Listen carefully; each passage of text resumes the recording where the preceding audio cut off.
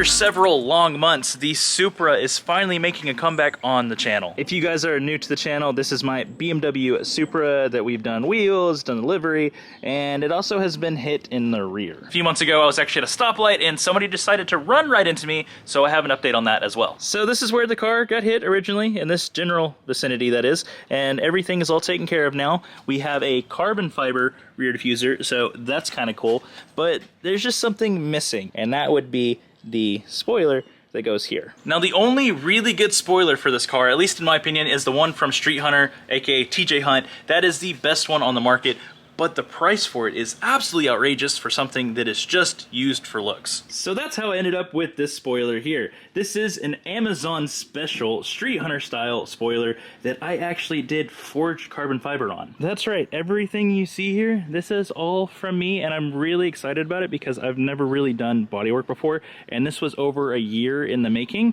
that I've had to put back in the back burner because I've been focusing on other cars. Well, yeah, ignore all the mess here. So before we get started, I want to show you guys how I made the forged carbon Street Hunter spoiler for the Mark V Supra. It all started when I was attempting to make my first set of forged carbon GTR fenders inside of my little apartment. First, I laid some resin, probably too much if I'm being honest. Waited for it to tack up, probably not long enough. Sprinkled some chopped carbon on top, let it cure for a few days, and after hours upon hours of sanding, it was ready for paint. The bottom side is paint matched to the car while I left the top fully exposed. Next, I did a little wet sand and buff, and this thing is looking sweet.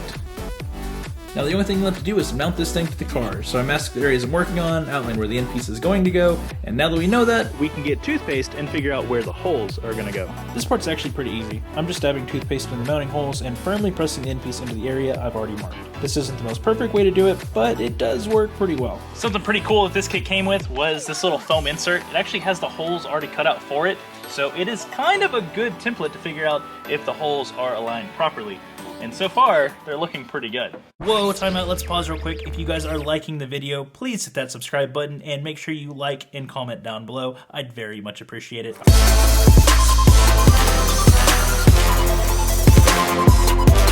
So I am off just a little bit, and what I'm gonna do is use this little bit here to open the hole a little bit wider so I have more room to see kind of what's going on. Because right now, I kind of can't see anything, and this is what's gonna be used so I can actually fit a washer in there as well, because I don't want it just to be the exposed screws. So I'm hoping that I don't go too far, but I've never done this before, so we'll see.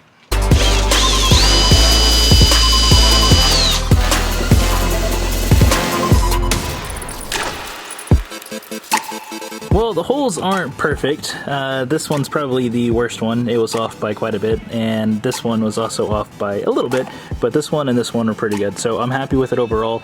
I will try to take what I learned from this and do it on that side so I don't do the same mistake. But it's not too big of a hole. Underneath though, that's where all the holes are pretty massive, which again, there's 4 of them, so it is what it is. I'm gonna try to figure out a way to patch all these, put little grommets in there or something.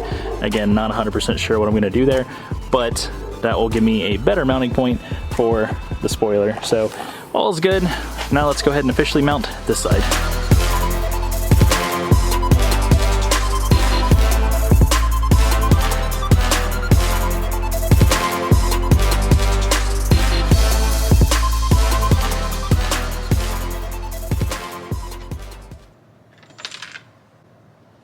You just have to say that you're fine when you're not really fine. Yep, screw just fell. And that's 2.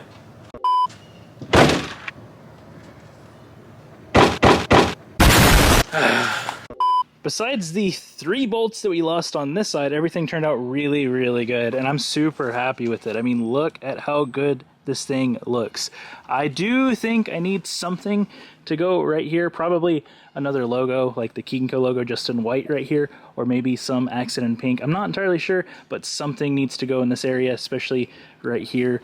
It just looks a little weird being black. Originally I wanted to do this forged carbon look, but I ran out of time and didn't ever get to it. So I actually painted those by myself. It's not perfect. There is some orange peel on there for sure, but that was the first time ever painting with an air gun, so that was kind of cool.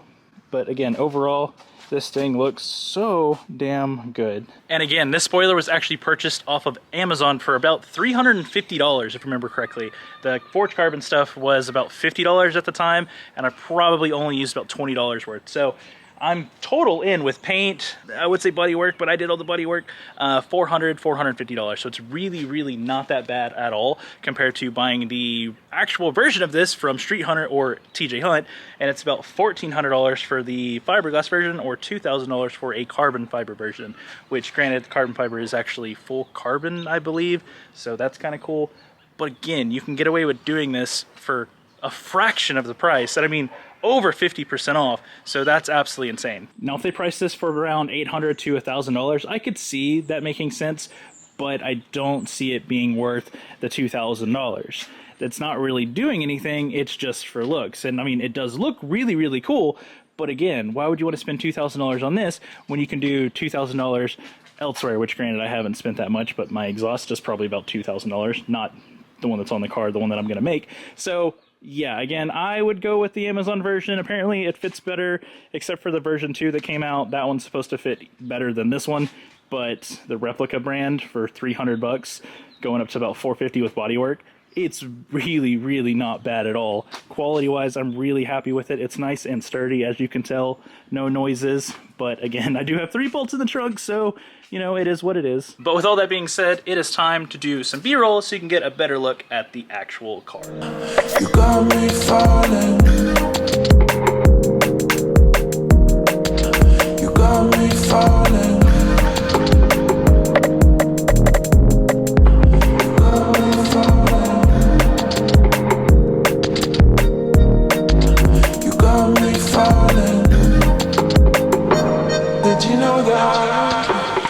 Well, there you have it. That is the finished forged carbon spoiler on the GR Supra. Now, is this thing perfect? Absolutely not. I found out that the sun actually reacted with some of the resin and pushed little air bubbles through. I thought this thing was fully cured and ready to go because it has technically been done for over a year, but it's not the case. That or I used the wrong resin to do this.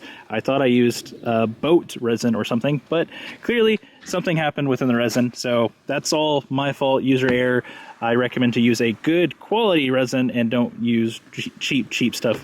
But yeah, that's definitely my bad. Overall though, for a forged carbon piece, I think I did a pretty damn good job. I know it's not actually forged carbon, but again, I think I did a really good job for the first time really trying on this thing. I know I made the GTR fenders back about a year ago, and I never actually finished that because everything failed. This one is where I learned a lot from my mistakes from the fenders and learned a lot on this one. Still not perfect, but for technically the 3rd time of doing a forged carbon look, I think it's a win. Now, leave it down in the comments below if you think that TJHUNT should come out with a forged carbon version of this. I personally think it would be dope, but you've got to get rid of the price tag. Again, spending $2,000 for something that is a decorative look that has no function at all blows my mind. It is not a Lamborghini, it is not a Porsche, it is not a supercar, so $2 grand on a spoiler, I don't really think makes sense. I know there's a lot of R&D, I know there's a lot of development behind it, which is research and development. I don't know why I said it twice. Again, there's a lot of development behind it, so I understand where it's coming from. But again, these cars are not supercars. They're not $100,000 cars. I don't think it should be priced that high. I could see a reasonable $1,000 to $1,500 for FRP to carbon fiber. Anything over that, I don't know. You're better off again going the Amazon route like what I did. Spend $450, and the only person you have to blame is yourself if something is wrong. Like again, the issues that I have, but I'll live with it. It's fine. Maybe I'll change it in the future or do a real one in the future. But again, Amazon special, $450 total. $350 just for the spoiler, and you can paint it however you want. Hydro dip it. I don't know. Here's the last little look of everything just so you get a better idea of exactly what it looks like. It has been on the car for approximately 2 weeks now, just so I can see how it's going to react to the sun, and I think we're finally done with the reactions. Anyway, that is going to be it for today's video though, so thank you guys so much for watching. If you enjoyed the content, leave a thumbs up, comment down below, and if you're new, hit that subscribe button. All right, see you later.